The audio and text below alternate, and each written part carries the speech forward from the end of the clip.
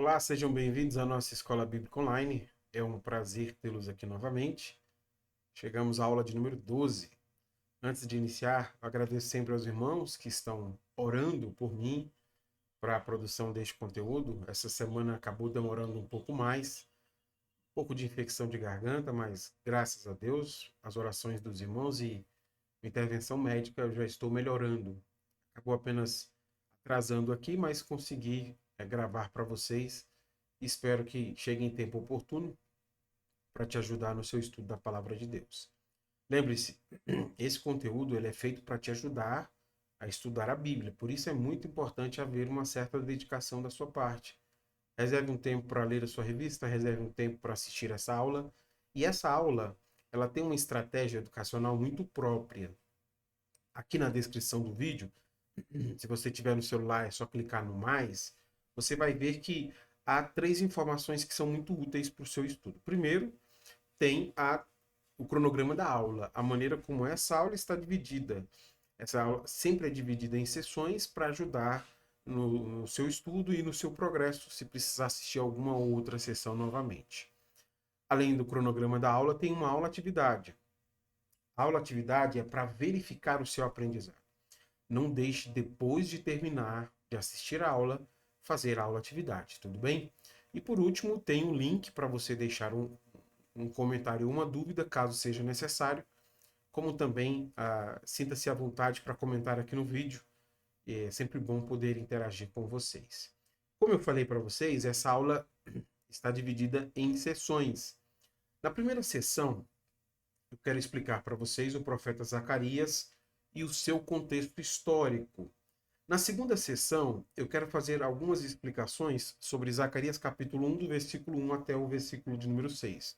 E por último, eu desejo encerrar essa aula fazendo 5 aplicações sobre o que aprendemos com Zacarias.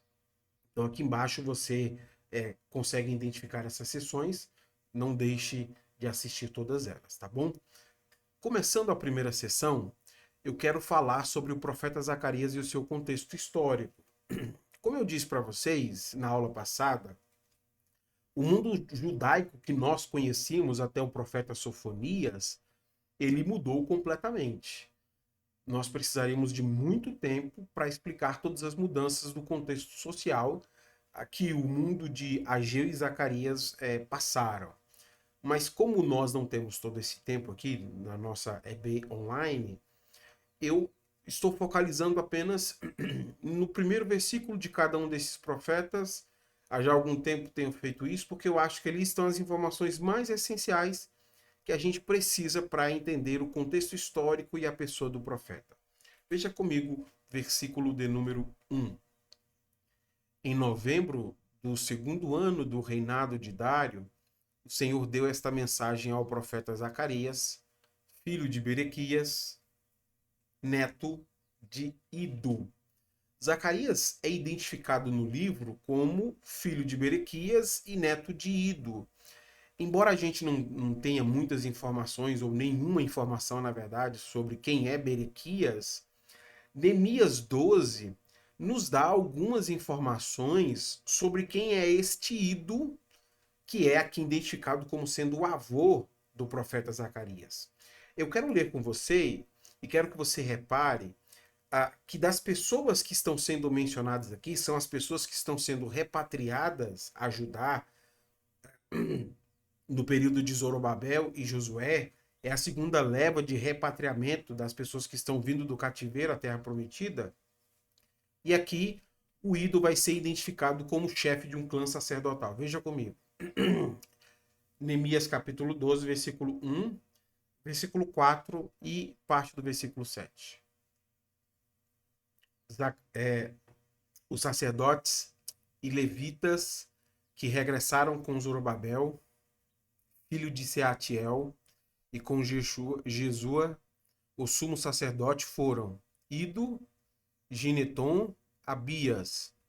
Esses foram os líderes dos sacerdotes e seus companheiros nos dias de Jesua. Bom, o que nós acabamos de ler aqui? Tem uma lista aqui no capítulo 12 que estão sendo nomeados aí as pessoas que vão ser repatriadas na segunda leva de judeus. Tem uma primeira leva nos dias de Neemias, essa é a segunda leva de judeus que estão voltando para a Terra Prometida.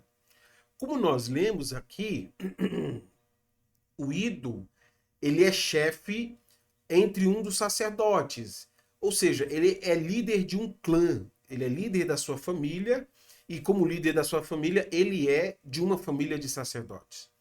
No caso de Zacarias, exatamente por ele ser neto de um dos chefes dos sacerdotes, posteriormente ele vai assumir a liderança da sua família, passando então a ser líder sacerdotal ou chefe de clã, como era no caso do seu avô Ido. E é isso que o versículo 12 diz pra gente. Veja aí comigo. Quando Joaquim era sumo sacerdote, o chefe das famílias dos sacerdotes foram, versículo 16, Zacarias, chefe da família de Ido. Como nós acabamos de perceber aqui, Zacarias assume então a função de chefe de sua família. Ele passa a ser chefe do clã sacerdotal. O fato dele ter assumido essa função explica para a gente essa estreita relação que Zacarias vai ter com o templo e com a construção do templo aqui no seu livro. Ele é uma pessoa que vai estar estreitamente envolvido com tudo o que está acontecendo com a construção, e por isso que há tantos elementos da construção que são mencionados aqui. Então, essas são as informações que surgem para nós nesse primeiro momento sobre Zacarias e o seu contexto. Eu queria terminar essa primeira sessão chamando sua atenção para o fato de Deus ter levantado um sacerdote para ser profeta. E isso é um elemento que merece muito a nossa atenção. Veja comigo. Profetas que surgiram das fileiras sacerdotais não são algo inédito na história. Deixa eu frisar isso aqui, porque isso que está sendo dito para a gente é muito importante. Não é inédito ter um sacerdote como profeta. Como visto, nós temos Moisés, nós temos Samuel, nós temos Jeremias, nós temos Ezequiel e agora nós temos Zacarias. A maioria desses profetas sacerdotais proferiu julgamento, então a primeira coisa que eles faziam era anunciar julgamento sobre o templo e seus serviços, mas também há uma mensagem de vislumbre sobre uma renovação futura, onde nós estamos falando de um dia glorioso para o templo.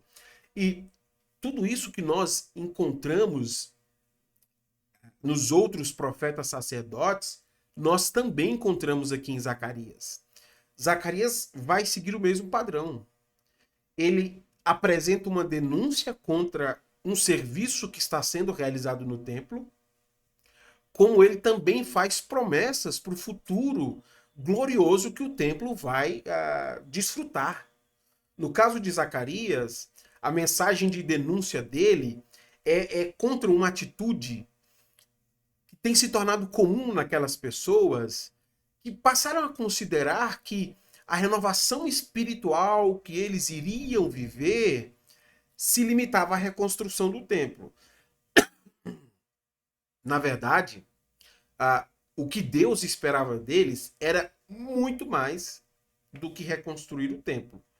Eles precisavam estar atentos à mensagem do profeta exatamente para praticar uma nova devoção. Então, renovação espiritual, para eles, não significa reconstruir templo. E essa é a denúncia de Zacarias.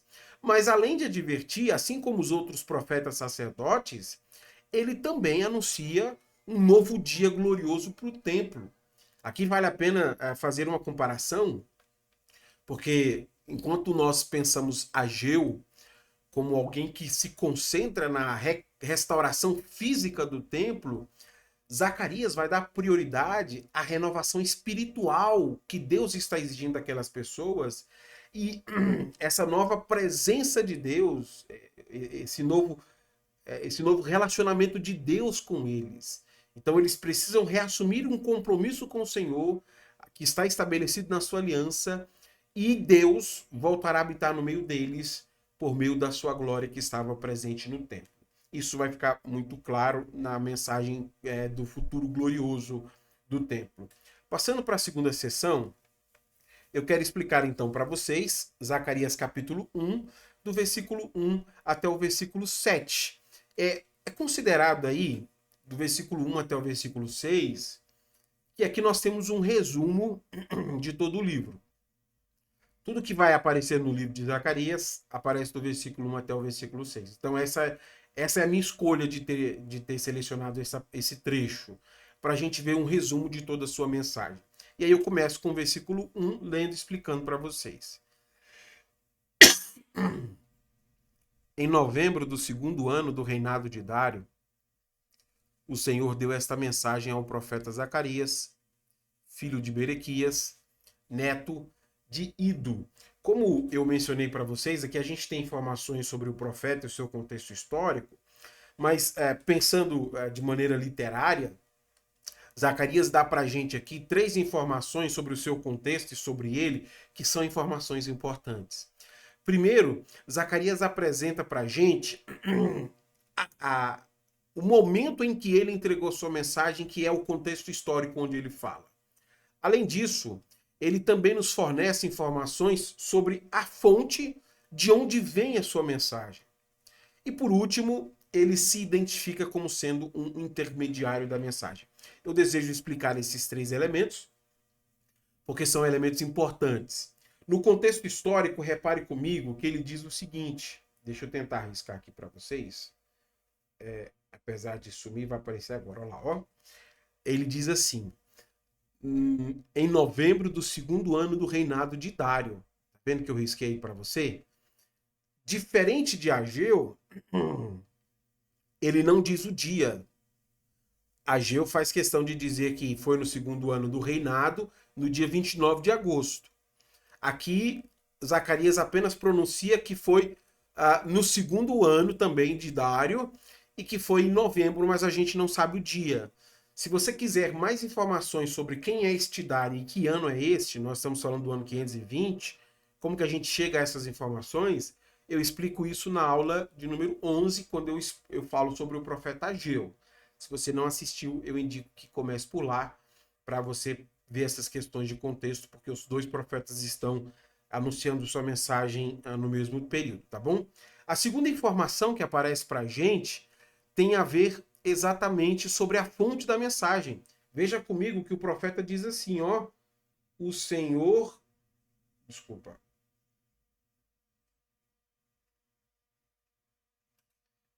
Quando eu fui cortar aqui, acabou cortando ali. Deixa eu colocar aqui certinho. Ok, agora apareceu. Olha lá. O texto diz assim, ó. O Senhor deu esta mensagem ao profeta Zacarias. E o que se destaca aqui? Se destaca, e Zacarias faz questão de deixar muito claro, que essa mensagem foi comunicada a ele pelo próprio Senhor. Ou seja, é uma palavra de Deus. Isso para aquelas pessoas é muito importante. Porque embora o mundo tenha mudado, embora eles tenham passado por transformações sociais muito significativas, o Senhor que está falando com eles não mudou. Ele continua comunicando a sua mensagem ao seu povo. E isso para eles é importante. A terceira coisa que ele nos diz aqui de informação importante é que tudo isso aconteceu por meio do intermediário da mensagem, que aqui no caso é Zacarias, filho de Berequias, neto de Ido. Eu expliquei isso para vocês na primeira sessão e fica muito claro para nós que a intenção de Zacarias aqui é deixar claro que esta é uma mensagem que é do Senhor. Ele apenas se identifica como o portador dessa mensagem. Eu usei em sala de aula presencial a metáfora do microfone. Ele se chamaria aqui como um microfone. O que o microfone é? É alguém que comunica a voz de quem fala. Mas o microfone não é a própria voz. Ele apenas anuncia a voz. É assim que Ageu e Zacarias se colocam. a mensagem não é deles. Eles são apenas os intermediários por meio de quem Deus está comunicando a sua mensagem. Então essa mensagem não é sobre Zacarias, as suas impressões e considerações da reconstrução. Não é um sacerdote que está omitindo a sua opinião. Pelo contrário, é Deus quem está falando. E no versículo de número 2, o profeta passa então a comunicar a mensagem do Senhor para essas pessoas. Veja comigo. Eu, o Senhor, fiquei extremamente irado com os seus antepassados. Embora haja uma referência a antepassados, quando nós pensamos em antepassados, num sentido mais específico, Zacarias está mencionando a geração que viu a destruição do templo. Mas se nós pensarmos essa expressão em outros profetas, como por exemplo Jeremias e Ezequiel, antepassados diz respeito a todos os israelitas desde a saída do Egito. Então, de maneira específica, a mensagem se refere aos pais e avós dessas pessoas. Mas, de maneira mais geral, o que o profeta está dizendo é que essa tem sido uma atitude errada, recorrente ao longo da história. Considerando, então, esses dois grupos, o contexto próximo e o mais distante, os pais e avós e desde os seus antepassados do Egito, o que Zacarias tenta mostrar é que existe uma culpa que pode ser chamada de culpa intergeracional. Professor, o que significa culpa intergeracional? Significa que alguns erros que estão sendo cometidos agora, eles estão sendo cometidos desde a origem da formação do povo de Israel. São erros que são cometidos desde que Israel surgiu como uma nação. Saber disso é importante exatamente para ajudar essas pessoas a romper com esse passado de transgressão. Se tem sido comum esse tipo de prática e esse tipo de erro, se a culpa intergeracional tem sido praticada geração após geração, essas pessoas que ouvem a mensagem, elas têm a oportunidade de fazer diferente. Elas têm a oportunidade de se arrepender e viver de outra maneira. E aí, se o pecado dos antepassados garantiu que aquelas pessoas experimentassem a ira de Deus, o que o profeta quer deixar muito claro para eles é que se eles se arrependerem, as bênçãos da aliança virão sobre eles. Veja comigo aí, versículo de número 3. Portanto, diga ao povo, assim diz o Senhor dos Exércitos, voltem-se para mim e eu me voltarei para vocês, diz o Senhor dos Exércitos. Eu acabei de falar isso para vocês. Se a geração anterior abandonou o Senhor e viu o fim do estado de Judá e viu a destruição do templo, Deus está dizendo para essa nova geração que existe a possibilidade de restauração. O Senhor está identificando, inclusive, como isso é possível. O arrependimento é a chave para garantir essa restauração. Se eles se voltarem genuinamente ao Senhor, o Senhor retornará a habitar no meio dessas pessoas. Por isso que Deus faz questão de descrever o arrependimento para essas pessoas como sendo um relacionamento e como sendo algo recíproco. Aqui eu queria destacar este ponto, destacando dois aspectos que em Zacarias é fundamental para nós entendermos a sua mensagem. Primeiro, em Zacarias, arrependimento não é, em primeira instância, um chamado para mudança de conduta. Em Zacarias, o arrependimento é um convite para um relacionamento com o Senhor. Isso precisa estar claro para nós. Aqui, o arrependam-se primeiro significa venham para um relacionamento com o Senhor. As pessoas aqui estão sendo convidadas para se relacionarem com Deus. E veja que, como resultado deste relacionamento que elas vão ter com Deus, elas vão se afastar dos seus comportamentos ilícitos. O número 2, arrependimento se expressa por meio de uma vida de retratação. Então, o arrependimento em Zacarias tem esse duplo aspecto. Significa, primeiro, voltar-se ao Senhor, significa esse convite para se relacionar com Deus, e depois de entender que eu estou em um relacionamento sério com Deus, agora eu preciso exatamente me arrepender de qualquer ato ilícito. Para insistir nesse ponto, veja os dois aspectos que eu acabei de explicar a vocês sendo colocados como uma advertência para essas pessoas aí no versículo 4. Leia comigo. Não sejam como seus antepassados que não quiseram ouvir nem deram atenção quando os antigos profetas lhe disseram: assim diz o Senhor dos Exércitos. Deixem seus caminhos maus e abandonem suas práticas perversas. Se antes os antepassados foram advertidos, Deus agora faz questão de fazer a mesma advertência para eles. Mas ao contrário dos antepassados que não deram atenção, Deus espera que eles ouçam essa mensagem. A mensagem dos profetas anteriores aqui, ela é muito clara. E eu quero ler aqui para você, porque essa é uma citação de Jeremias que é importante para a gente, né? Ele diz, assim diz o Senhor dos Exércitos. Deixem seus caminhos maus e abandonem suas práticas perversas. Essa é uma citação de Jeremias 25, 5 a 7. A geração anterior se recusou a ouvir esta advertência e agora o Senhor espera uma resposta diferente deles. Ao ouvir isso que está sendo dito, essas pessoas são colocadas na mesma condição daquela primeira geração. Só que aqui eles têm a oportunidade de fazer diferente. Aqui eles têm a oportunidade de dar atenção ao que está sendo dito. De maneira que a conduta deles possa ser mudada. E quando o Senhor diz ouçam, é isso que significa ouvir.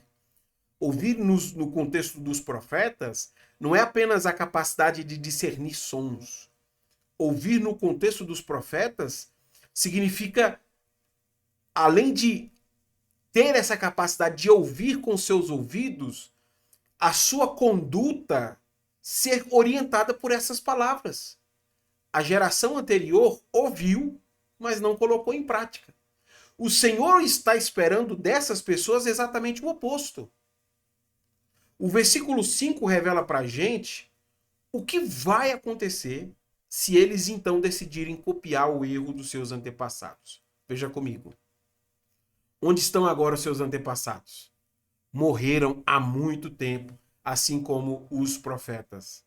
Mas tudo que eu disse e ordenei por meio dos meus servos, os profetas, aconteceu aos seus antepassados.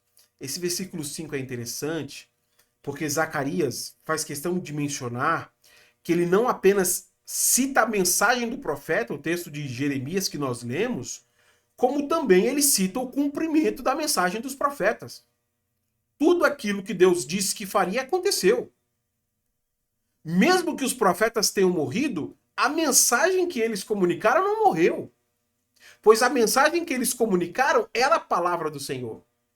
E, infelizmente, os antepassados morreram exatamente por terem desprezado essa palavra do Senhor. Morreram de forma trágica aqui no caso, né? Todos esses elementos que estão sendo levantados pelo profeta, como eu falei para vocês, coloca essa geração atual na mesma condição da geração anterior, quando aquelas pessoas ouviram aquela mensagem.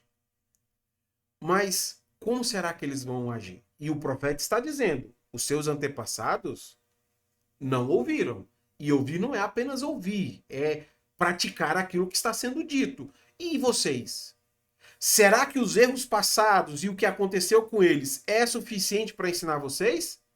Ou será que mesmo que os seus antepassados tenham errado e vocês tenham visto o sofrimento, que vocês estão voltando na segunda leva de cativos, será que vocês não vão aprender? E aí, o mais belo de tudo é que o versículo 5 encerra mostrando Zacarias, revelando para a gente a resposta que o povo dá à mensagem do profeta. Veja comigo o versículo 6, a parte B. Por isso, eles se arrependeram e disseram: recebemos do Senhor dos Exércitos o que merecíamos.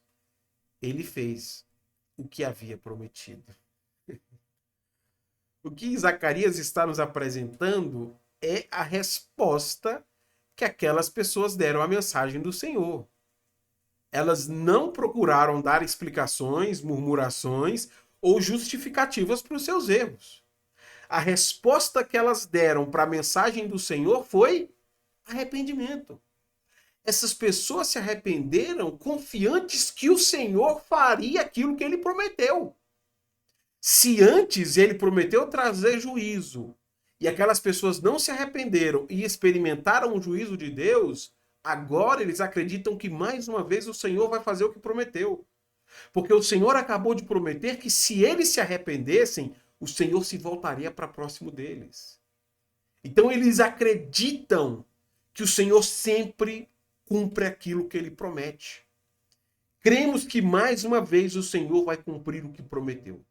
E no caso, por agir de maneira coerente ao que o Senhor está nos dizendo, o que nós esperamos que ele cumpra é que ele volte a habitar no meio do seu povo. Para encerrar essa aula, eu faço algumas aplicações ao texto que eu acabei de explicar. Primeira aplicação. Embora o mundo tenha mudado, Deus continua falando por meio do seu Filho Jesus Cristo. E isso aqui em Zacarias é muito interessante, porque Zacarias nos mostra que o mundo mudou. Algumas coisas também mudaram, mas Deus não mudou.